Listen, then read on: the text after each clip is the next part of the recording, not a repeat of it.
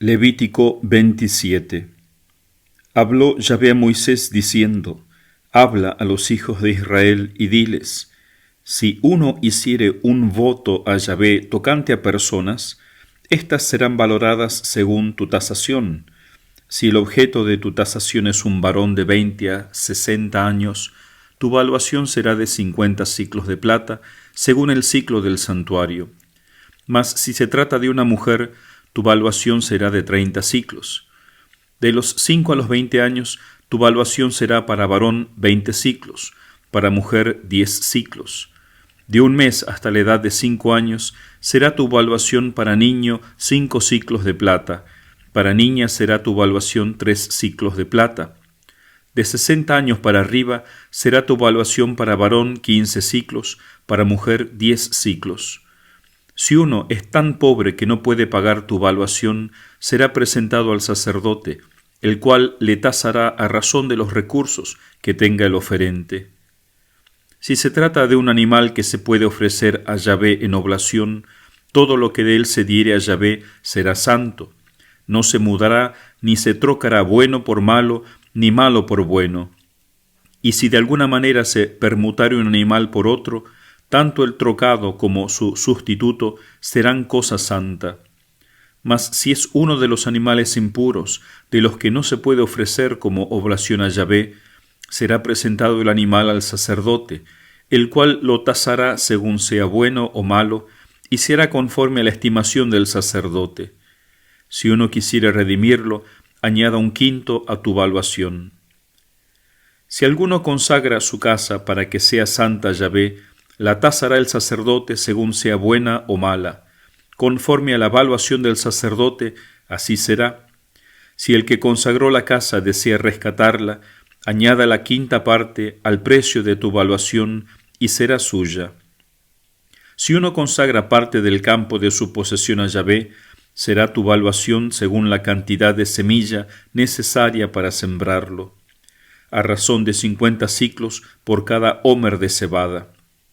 Si él consagró su campo desde el año del jubileo, se atendrá a tu valuación. Mas si consagra su campo después del jubileo, el sacerdote hará la valuación del precio a razón de los años que queden hasta el año del jubileo, y según eso será el descuento de tu valuación. Si el que consagró el campo desea rescatarlo, añada la quinta parte al precio de tu valuación y quedará suyo. Pero si no rescata el campo y éste se vendiere a otro, el campo no podrá ser rescatado en adelante. Ese campo, cuando salga libre en el jubileo, será consagrado a Yahvé como campo de anatema y pertenecerá al sacerdote. Si alguno consagra a Yahvé un campo que compró y que no forma parte de su patrimonio, el sacerdote le calculará el importe de la valuación hasta el año del jubileo, y él pagará ese mismo día la suma de la valuación como cosa consagrada a Yahvé. El año del jubileo volverá el campo al vendedor, al que pertenece como propietario del campo. Todas tus valuaciones se harán según el ciclo del santuario. 20 gueras son un ciclo. Nadie empero podrá consagrar los primogénitos de los animales, que por ser primogénitos son de Yahvé. Sean del ganado mayor o del menor, pertenecen a Yahvé. Si se trata de un animal impuro y uno desea rescatarlo según tu estimación, añada la quinta parte al precio. Mas si no fuere rescatado, sea vendido conforme a tu valuación. Nada de lo que uno de toda su propiedad dedique a Yahvé con anatema, sea hombre o bestia o campo de su posesión, podrá venderse ni rescatarse. Toda cosa dedicada con anatema es sacratísima para Yahvé. Ninguna persona consagrada con anatema podrá ser rescatada, muera irremisiblemente. El diezmo entero de la tierra, tanto de las semillas de la tierra como de los frutos de los árboles, es de Yahvé, es cosa consagrada a Yahvé. Si alguno quiere rescatar parte de su diezmo, añada la quinta parte a su precio. Cada 10º animal del ganado mayor y del ganado menor, de todo lo que pasa bajo el cayado, cada 10ª cabeza será consagrada a Yahvé. No se escogerá entre animal bueno o malo, ni se ha de trocar, Y si hiciere trueque tanto el animal trocado como su sustituto, serán cosas santas, no podrán ser rescatados. Estos son los mandamientos que Yahvé dio a Moisés para los hijos de Israel en el monte Sinaí. Palabra de Dios, te alabamos, Señor. Comentario. Benedictum verbum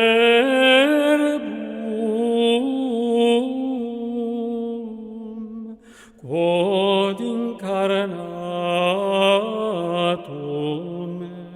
est ex Maria Virgine. Algunos piensan que este capítulo es un añadido, como pegado a presión, pero en realidad tiene mucho sentido porque todo el libro de Levítico nos ha hablado de las leyes, de lo que en justicia nosotros tenemos que dar a Dios, del culto que le debemos. Y este capítulo nos habla de aquello que cualquier persona quiera añadir, movido por su devoción, que no está mandado, sino que uno, por un acto de generosidad, quiere ofrecer más a Dios. Es lo que llamamos los votos. Y al final va a ser una pequeña comparación con el diezmo. El voto no es el diezmo. Y este capítulo nos muestra cómo el pueblo de Dios podía hacer distintos tipos de voto, consagrar personas, ya sea consagrarse a uno mismo, consagrar a Dios un hijo, como va a ser, por ejemplo, el caso de Ana, la mamá del profeta Samuel, que lo va a consagrar desde pequeño al templo. Otra gente que quería consagrarse al templo, vivir sirviendo al templo, etc. También uno podía ofrecer como voto un animal a Dios, podía ofrecer terrenos. Y Dios manda a Moisés que le ponga una evaluación en el caso de que la gente se arrepienta, por así decir, y quiera recobrar eso que ha ofrecido. Porque así pasa, ¿cuántas veces hacemos promesas a Dios que no las cumplimos? Entonces Dios dice, no, me hicieron la promesa a mí, tienen que cumplirla, o si no tienen que ofrecer otra cosa en cuenta de ese voto. Incluso se habla aquí de algo que si yo le he ofrecido ya no puedo volverme atrás, que es lo que se llama el anatema, que la palabra hebrea, jerem, que se usa aquí, significa el acto de entregar a Dios alguna cosa abdicando la facultad de rescatarla. O sea, entrego esto y renuncio a mi posibilidad de rescatarla. Por ejemplo, si he ofrecido un campo o un animal en anatema, ya no puedo recobrarla. O incluso se habla de personas ofrecidas en anatema, que son casos muy específicos. Una comparación moderna, aunque sale del ámbito de la religión, por ejemplo, es la pena de muerte, cuando un gobierno decreta que tal persona debe morir por sus crímenes, etc. Aunque el Papa Juan Pablo II afirmaba que con todos los medios que tenemos a disposición, hoy en día uno puede restaurar una persona para después volverla a la sociedad. Que no se usen esos medios ya es otra cosa. Como de hecho pasa, en muchas cárceles no se permiten que entren los sacerdotes o que trabajen libremente. Si se hiciera así, ¿cuántas personas, si no todas, se restaurarían, podrían volver a una vida normal? Pero en el caso que por decreto divino se haya decretado la destrucción de una cosa o de una persona, eso se llama anatema. Pero en fin, esos son casos muy excepcionales. Lo que este capítulo nos muestra es lo positivo, más bien, el hecho de querer ofrecerle a Dios algo más de mi vida. Un voto clásico en la antigüedad, en el Antiguo Testamento, era el voto del nazareato, por el que una persona quedaba como consagrada a Yahvé, prometiendo abstenerse de bebidas alcohólicas y de cortarse el cabello, como va a ser el caso de Sansón. Hoy en el Nuevo Testamento hay un ejemplo de consagración mucho más perfecta. Dios quiere que todos los que se bautizan busquen mayor perfección, que no solamente cumplan los mandamientos, sino que busquen entregarle más a Dios, cada uno según su corazón. Por eso cuando aquel evento narrado en Mateo 19, en Marcos 10, en Lucas 18, ese joven que dice, Maestro, ¿qué tengo que hacer para alcanzar la vida eterna? Y le dice a Cristo él que ya cumplía todos los mandamientos de Moisés. Y Cristo dice el Evangelio que lo miró con amor, vio que era un alma buena, que quería sinceramente ser perfecto, ser santo. Entonces, si quieres realmente ser santo, le dice Cristo, deja todo lo material, dáselo a los pobres, y luego ven y sígueme. Vive la misma vida que yo vivo, de pobreza, de castidad, de obediencia. Entonces, cumplir los mandamientos es lo primero, pero luego Cristo dice, hay que ir por más, pero eso ya depende de la libertad de cada uno. Pero cada uno ofrézcase a Dios, haga votos a Dios según su generosidad. Y a muchos Cristo inspira a seguirlo más íntimamente, como hicieron los apóstoles, a vivir de un modo más radical la pobreza de Cristo, la obediencia de Cristo, la castidad de Cristo. Y así concluye este libro del Levítico, y también vamos a concluir con nuestro curso de la Santa Misa siguiendo el libro del Padre Sáenz. En la última parte de este libro, después del rito de la comunión, el Padre enumera algunos ritos que se hacen, por ejemplo, las abluciones, o sea, cuando el sacerdote purifica el cáliz que ha usado, la patena donde se ha puesto el cuerpo de Cristo, se purifica los dedos. ¿Por qué hace esto? Porque quedan pequeñas partículas, ya sea en los dedos del sacerdote, ya sea en la patena, en el cáliz, y en esas partículas, aunque apenas se pueden ver, allí también está todo Cristo, todo el cuerpo de Cristo, toda la sangre. Por eso con el agua se purifica y se bebe eso, para que nada sagrado caiga en tierra. Por eso también los que se acercan a recibir la comunión tienen que hacerlo del modo más delicado posible. Si reciben la comunión en la boca, sacando la lengua para que el sacerdote pueda poner la hostia tranquilamente sobre la lengua y no pase como a veces sucede que la gente no saca bien la lengua, entonces la hostia se cae en el suelo. Y al caerse, aunque uno la levanta, quedan partículas en el suelo. Además, por supuesto, de que es algo terrible de que el cuerpo de Cristo tan sagrado caiga en el suelo. O incluso si se recibe en la mano, que también la Iglesia lo permite, por eso nos guste o no nos guste, es uno de los modos de recibir la comunión, que era uno de los modos antiguos también. Al principio los apóstoles, los primeros cristianos, recibían en su mano la comunión. Alguno dirá, pero nuestras manos no son consagradas, son impuras. En realidad todo nuestro cuerpo está consagrado desde el día del bautismo. Somos templos del Espíritu Santo. Claro que somos todos pecadores, ¿y quién puede ser digno ante Dios? En ese caso ni siquiera nuestra lengua es digna de recibirlo. Entonces cada uno decidirá cómo recibe la comunión. Pienso personalmente que lo más práctico es recibirlo en la lengua para evitar sobre todo que en las manos también queden partículas. Si ya en los dedos del sacerdote quedan partículas, imagínense también en las manos de los feligreses. Aunque bueno, claro, alguna gente es consciente, entonces si ve partículas en su mano, las consume. Pero hay muchos otros que no. Entonces es un tema realmente delicado, no vamos a resolverlo nosotros. Pero no hay que irse para ninguno de los extremos, no irse para un extremo y decir, yo no voy a comulgar si me la dan en la mano, yo solamente en la boca, entonces prefiero no ir a misa o prefiero quedarme a un costado y no comulgar. No irse a este extremo, no darle el gusto al diablo tampoco. Pero tampoco irse al otro extremo de obligar a la gente a que reciban todos en la mano, como lamentablemente pasa. Hay sacerdotes de mente tan cuadrada que obligan a la gente a algo que la Iglesia permite de los dos modos. A tal extremo ha llegado que hay obispos que han cerrado seminarios incluso por esto. Todo extremo es malo. Más bien hagamos esfuerzo en que nuestra alma esté pura. Luego se hace la oración postcomunión. Recuerden que las 3 procesiones que se hacen en la misa terminan con 3 oraciones especiales, la oración colecta, la oración del ofertorio y ahora después de esta procesión de la comunión con la oración postcomunión, que es una oración donde principalmente se agradece a Dios por los bienes recibidos. Y también se le pide sobre todo la perseverancia o el crecimiento en esa gracia. Por ejemplo, una oración hermosa cuando se reza la fiesta de San Luis Gonzaga, la oración postcomunión dice así: concédenos, Señor, que alimentados con el pan de los ángeles, te sirvamos con una vida pura y a ejemplo de San Luis permanezcamos siempre en acción de gracias. San Luis Gonzaga vivió una vida tan pura, por eso se habla del pan de los ángeles y que podamos servirlo a Dios como San Luis Gonzaga con una vida pura. Dice el padre Sáenz que si uno quisiese, pudiese ponerse a estudiar todas las oraciones colectas que hay y tendría un cuadro bastante perfecto del modo en que los santos padres, con frecuencia autores de estas oraciones, explicaban a sus fieles el misterio de la Sagrada Eucaristía.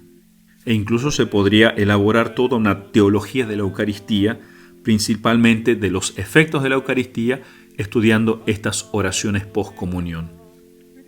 Luego el sacerdote da la bendición trinitaria, así como la misa comenzó en el nombre del Padre, del Hijo, del Espíritu Santo, ahora se culmina también con la bendición de Dios Todopoderoso, Padre, Hijo y Espíritu Santo.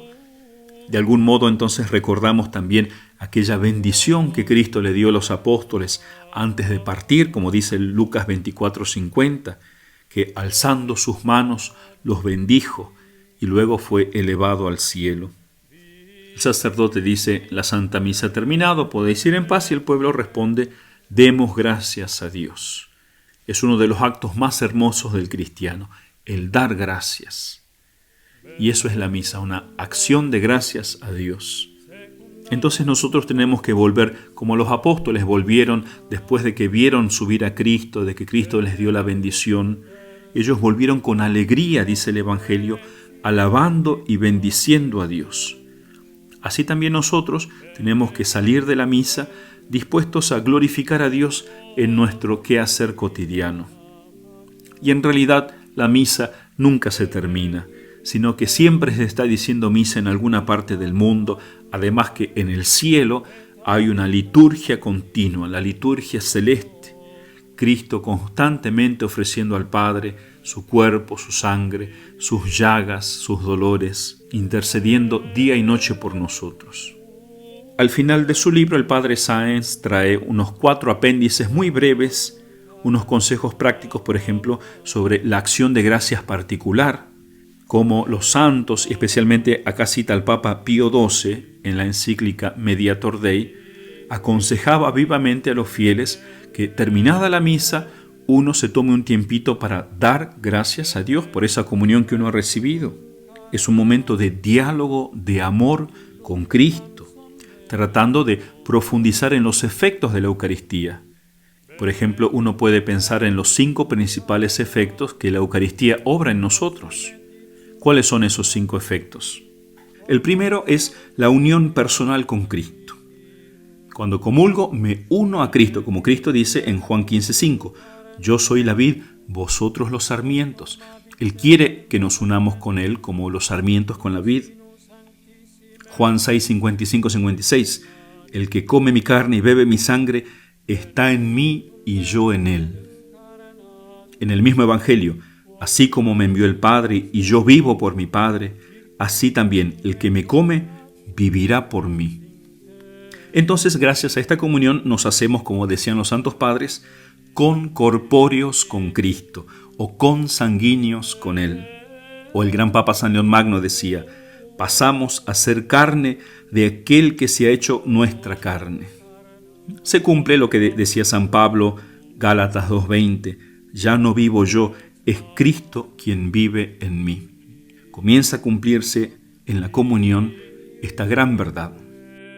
Por eso decía Bossuet predicando: quien está unido al Señor no tiene sino una misma voluntad, un mismo anhelo, una misma felicidad, un mismo fin, una misma vida. Unámonos pues a Jesús, cuerpo a cuerpo, alma a alma.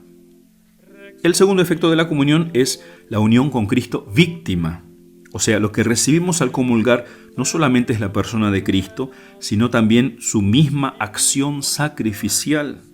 Como dice Santo Tomás de Aquino, en la comunión comemos al Christus passus, al Cristo que padeció. Tercer efecto, en la comunión nos unimos con Cristo glorioso. Este Christus passus, este cuerpo que ha padecido, ahora también está resucitado en la gloria del Padre. Y así recibimos todo cuanto la humanidad gloriosa de Cristo ha adquirido por sus méritos y su victoria sobre el infierno. Ya comenzamos nosotros a resucitar cuando comulgamos. A la vez que también la comunión nos da la fuerza para morir, para sacrificarnos como Cristo por los demás, por Dios. El cuarto efecto de la comunión es la unión con la iglesia. Como dice San Pablo en 1 Corintios 10:17, porque aunque somos muchos, somos un solo pan y un solo cuerpo, pues todos participamos de un solo pan. Entonces, si comulgar es entrar en el interior de Cristo, allí el fiel se encuentra con un bosque de hermanos. El que come su cuerpo físico se adhiere más y más a su cuerpo místico. Recuerden que el cuerpo místico de Cristo somos todos los bautizados. Y el quinto efecto, finalmente, es el aumento de la caridad. O sea, la comunión nos hace crecer en el amor a Dios, primero y principal, pero también nos lleva a amar más a nuestro prójimo, a dar nuestra vida por los amigos e incluso por los enemigos, como dice Cristo en Juan 15:12. Amad como yo os he amado. El segundo apéndice es la comunión espiritual.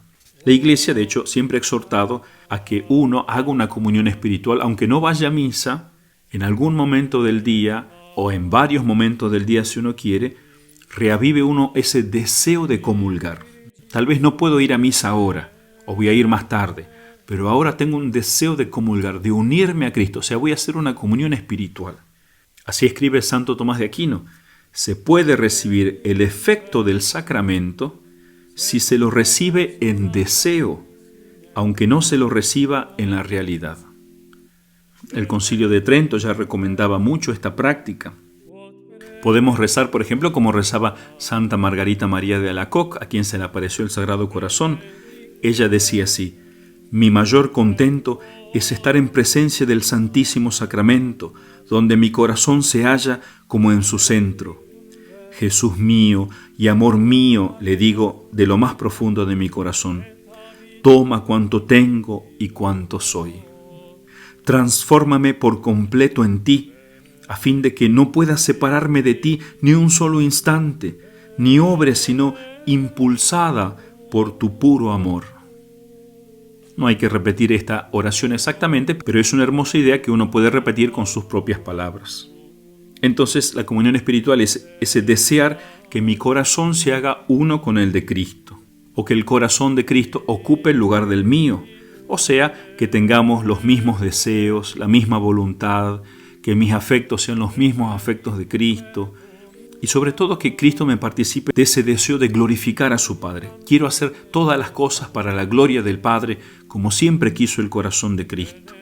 O incluso quiero entregar mi vida por los hombres, quiero cargar con los pecados ajenos, predicar su evangelio y sobre todo experimentar esa alegría del corazón de Cristo, una alegría que vaya alejando de mí todo desaliento, toda tristeza carnal. Tercer apéndice, dice él, es bueno visitar el Santísimo Sacramento, los que tengan una iglesia cerca o los que pasen por una iglesia antes de ir al trabajo o al regresar, entrar y arrodillarse ahí y rezar un momento. Jesús está allí aparentemente muerto, o sea, está inmóvil, como si no viese, no oyese, no hablase, pero está allí esperándome para unir a Él todas las almas y para ofrecer a su Padre todos nuestros sacrificios, nuestro amor, etc. Y finalmente el último apéndice es la exposición y la bendición con el Santísimo Sacramento. Hay muchas iglesias donde se realiza la exposición una hora antes de la misa, los jueves de modo especial. Entonces, si yo sé que hay exposición del Santísimo, ir, porque de algún modo esa exposición es como una extensión del momento en que el sacerdote consagra en la misa y eleva esa hostia. La exposición del Santísimo se hizo como para perpetuar ese momento, como para alargarlo, para que yo pueda adorarlo más y así pueda reparar por la indiferencia, la ingratitud de tantas almas que no lo conocen o que, conociéndole, no le aman. Recordemos siempre que Cristo ha dicho que sus delicias es estar con los hijos de los hombres. Por eso, como decía el Padre Pío, el mundo puede estar sin el sol, pero no puede estar sin la misa. Que así también lo afirme nuestro corazón. Benedictum verbum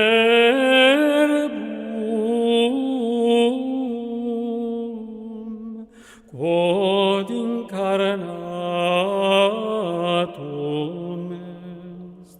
est, ex Maria, Virgine